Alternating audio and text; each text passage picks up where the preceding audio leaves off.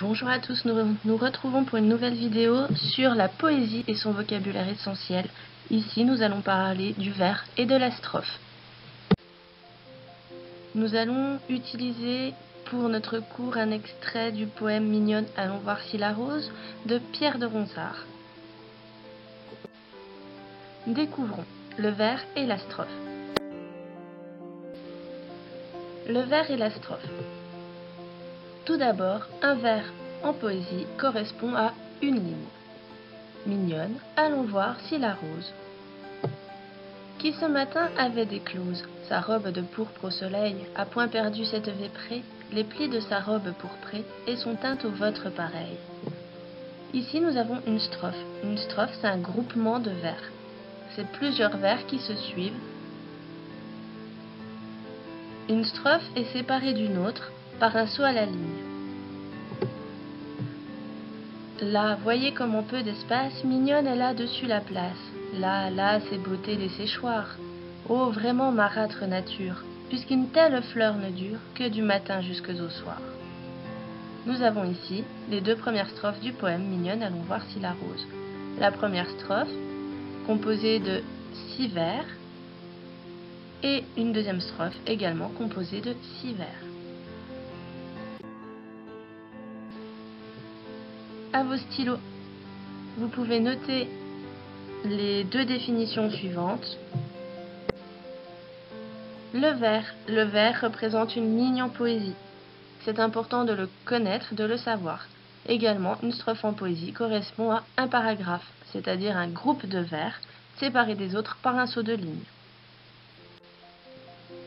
Découvrons les différents vers et les différentes strophes. Toujours à un niveau 6e. Les différents vers. Alors, un vers, c'est une ligne en poésie.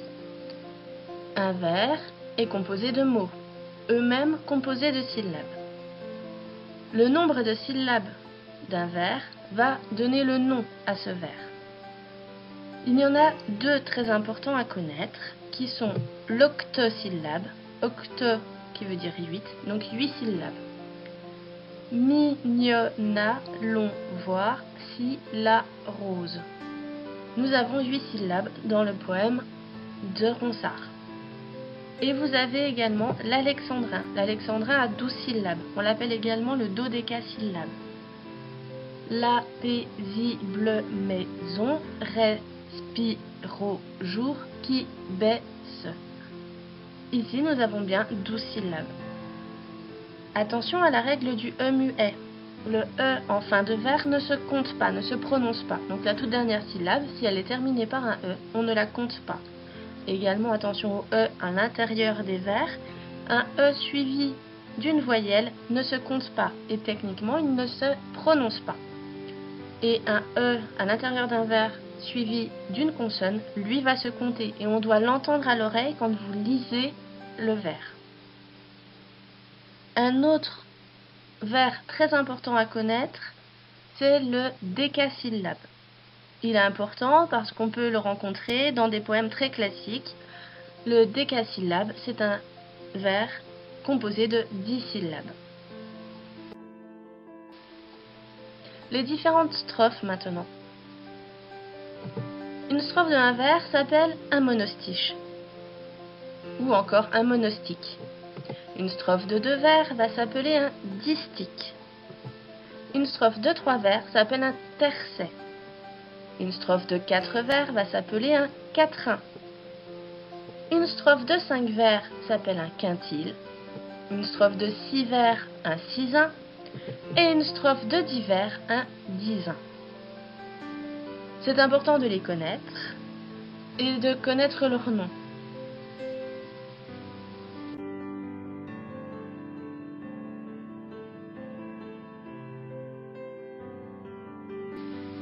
À vos stylos, vous retenez, vous écrivez.